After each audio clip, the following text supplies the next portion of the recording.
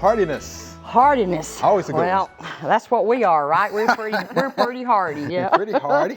But when you think about plants and you use the term hardiness, what you're referring to typically is cold hardiness. You know, the hardiness of that plant to cold temperatures. And our plant zones, our USDA plant zones, are based on that cold hardiness. You know, for we're in what? What are we here in Memphis? We're zone 7? Yeah, 7. Aren't we 7?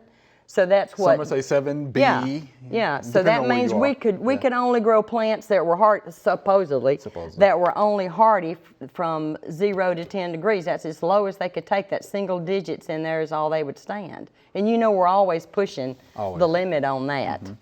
You know, so that's what it is. It's the hardness of the plant to withstand cold temperatures. And as you know, we can grow things down here they can't grow up north. Well, you know, obviously because we have warmer winters. And then if you think about another hardiness, you know, there's another zone map that is a heat zone map. And I know you're familiar with that, Chris, but it's based on, basically it's the United States rated on how many days above 86 degrees does that region have. And I think Jackson, Mississippi has like 4 months. Yeah. Memphis is not too far behind.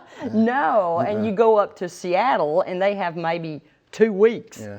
You know, so, and it's mainly, that kind of hardiness mainly has an impact on our herbaceous plants. Right.